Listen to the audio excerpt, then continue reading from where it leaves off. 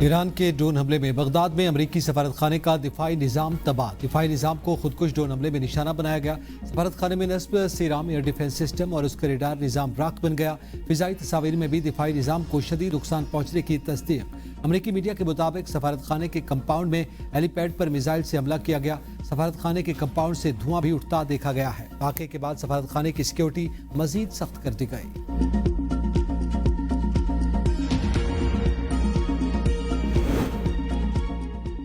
امریکہ کی ایران کے جزیرہ خارق پر شدید بمباری، ٹرمپ کا تمام فوجی اہداف تباہ کرنے کا دعویٰ۔ کہا سینٹ کام نے مشرق وسطی کی تاریخ کے سب سے طاقتور حملے کیے، جزیرے پر تیل کے بنیادی ڈھانچے کو نقصان نہیں پہنچایا۔ ایران نے آبدہ ہرمز سے بحری جہازوں کی آزادانہ نقل و حرکت میں مداخلت برقرار رکھی تو میں فیصلے پر نظر ثانی کروں گا۔ ایرانی قیادت ہتھیار ڈال کر جو رہ گیا ہے اسے بچا لیں، جو کچھ زیادہ نہیں۔ امریکی بحریہ جلد آبدہ ہرمز سے گزرنے والے آئل ٹینکرز کی حفاظت فراہم کرنا شروع کر دے گی۔ ایران میں امریکہ اور اسرائیل کے مقاصد مختلف ہو سکتے ہیں، جب تک ضرورت ہوئی جنگ جاری رہے گی۔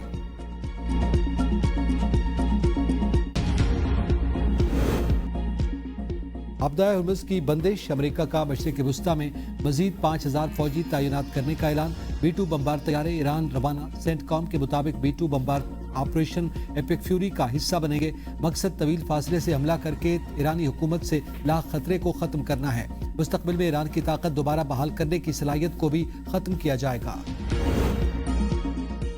ایران کے اسرائیل پر تگڑے وار، 46ویں لہر میں تل ابیب کے 7 مقامات اور مقبوضہ علاقوں کو نشانہ بنایا۔ کئی شہر دھماکوں سے گونج اٹھے۔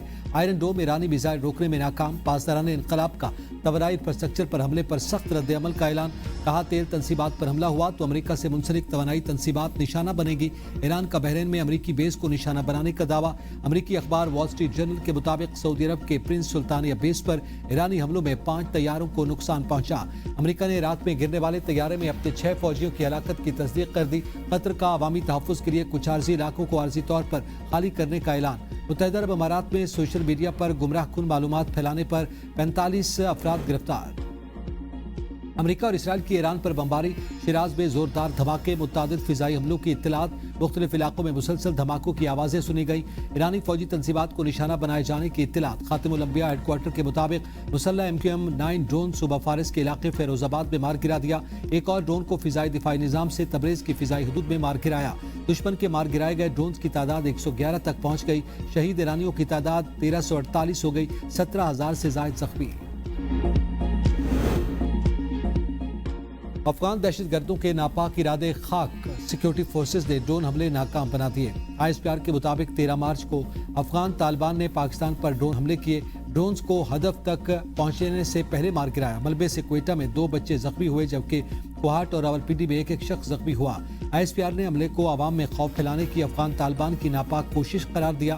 کہا عوام اور مسلح افواج افغانستان پر قابض کرائے کے دہشت گرد ملیشیا کی حقیقت جانتے ہیں۔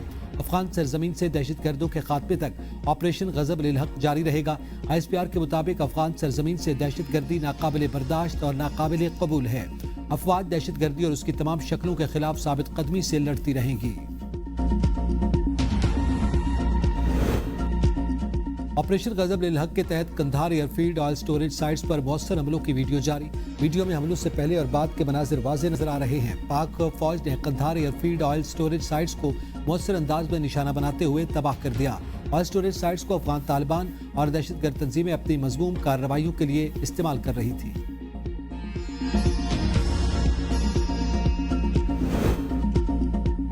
ورلڈ کپ کے حوالے سے ہم بہت پر امید تھے۔ ٹیم کو کم سے کم سیمی فائنل میں جانا چاہیے تھا۔ ٹیم کی سلیکشن میں سب نے مل کر فیصلے کیے تھے۔ قومی سلیکشن کمیٹی کی لاہور میں پریس کانفرنس۔ عاقب جاوید نے کہا کہ پاکستان کرکٹ ٹیم کسی کی ضد نہیں، پلینگ 11 سلیکشن کمیٹی کے ساتھ مل کر ہوتی تھی۔ ہم نے پروفیشنل کوچ لانا تھا۔ ٹیم بنانے کے لیے آزادی ملنی چاہیے۔ ہمیشہ کوچ کو ساتھ بٹھاتے ہیں تاکہ مشاورت شامل ہو۔ ٹیم کی کارکردگی کے حوالے سے میڈیا اور سابق کھلاڑیوں کی جانب سے بہت باتیں کی گئیں۔ کوچ کے ساتھ مشاورت کر کے مستقبل کے فیصلے ہوں گے۔ مقصد بہترین ٹیم کی سلیکشن ہے۔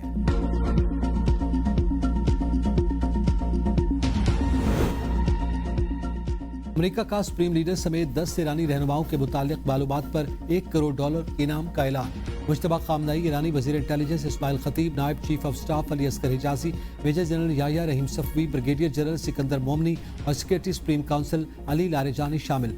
अमरीकी महकमा खारजा ने इल्ज़ाम आयद किया कि ये अफराद पासदारान इनकलाब के मुख्तलिफ अनासर को कमांड और हिदायत देते हैं जो दुनिया भर में दहशत गर्दाना कार्रवाइयाँ और मनसूबाबंदी करती है।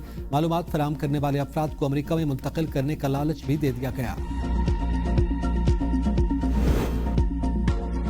नए ईरानी सुप्रीम लीडर मुश्तबा खामनेई अमरीकी कार्रवाई में जख्मी हैं। अमरीकी नायब सदर जेडी वेंस का दावा। अमरीकी वजीर जंग पेट हेग्सेथ ने कहा था कि मुश्तबा खामनेई का चेहरा मुतासिर हुआ, इसलिए वो मंजर आम पर नहीं आए। ईरानी अहदेदार का कहना है कि मुश्तबा खामनेई मामूली जख्मी हुए थे मगर वो फराइज अंजाम दे रहे हैं।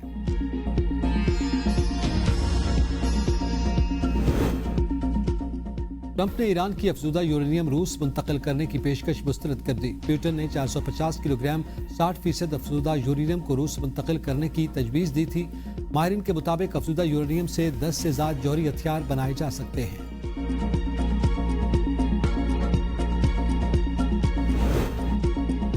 ट्रंप के पास खलीज फारिस में जंग खत्म करने की वाज़ेह हिकमत अमली नहीं। जर्मन चांसलर ईरान में जंग के मामले पर अमरीकी सदर के खिलाफ बोल पड़े। कहा ईरान जंग ने जर्मनी की तवानाई की कीमतों पर शदीद असर डाला। ट्रंप के मुशीर का सदर को फतह का ऐलान करके ईरान से निकल जाने का मशवरा। साबिक अमरीकी सफीर अली टैब जामिर कहते हैं कि ट्रंप मुमकिनात तौर पर 2 हफ्तों में ईरान जंग खत्म कर सकते हैं। ईरानी हुकूमत के खिलाफ बगावत या फिर अहदाफ पूरे होने का कहकर जंग खत्म की जा सकती है। आपदा हॉर्मुज़ की बंदिश से रूसी तेल की मांग बढ़ गई। रूस को दुनिया को तेल की फरोख्त यौमिया $15 करोड़ हो गई। सिर्फ चीन और भारत को बेचे तेल पर टैक्स कीमत में $2 अरब कमा लिए। रूसी तेल पर पाबंदियों में नरमी पर यूरोपीय रहनुमाओं की अमरीका पर कड़ी तनकीद। कहा इक़दाम से रूस को जंग के लिए मजीद माली वसाइल मिल सकते हैं। अमरीकी वज़ीर ख़ारिजा अब्बास इराक़ची कहते हैं कि 2 हफ्तों की जंग के बाद अमरीका दुनिया से रूसी तेल खरीदने की भीख मांग रहा है। अमरीका ने कई माह तक भारत को रूस से तेल न खरीदने पर मजबूर किया। यूरोप को खामख्याली थी रूस के खिलाफ अमरीकी हिमायत मिल जाएगी। मरियम नवाज के नक्शे कदम पर चलेंगे, सियासी मसाइल बैठकर हल करेंगे। नौमुंतखब गवर्नर सिंध निहाल हाशमी की मीडिया से गुफ्तगू। कहा हम शरारत और बहाज़ आराई की सियासत की बजाय मोहम्मद अली जिन्ना के उसूलों पर मबनी सियासत को फ़रोग़ देना चाहते हैं। मुत्तहिदा कौमी मूवमेंट के रहनुमा और कारकुन भी पाकिस्तानी हैं। माजी की तरह आइंदा भी इख्तिलाफात को अफ़हाम व तफ़हीम से हल किया जाएगा। सीनियर वजीर शर्जील मेमन की ईद उल फितर के मौके पर जायद किरायों के खिलाफ मुहिम शुरू करने की हिदायत। कहा रोजाना की बुनियाद पर कार्रवाइयों की रिपोर्ट महकमों को इरसाल की जाए। बास ट्रांसपोर्टर्स की जानिब से खुद साख्ता तौर पर किरायों में इजाफे से मुसाफिरों पर इजाफी माली बोझ पड़ता है।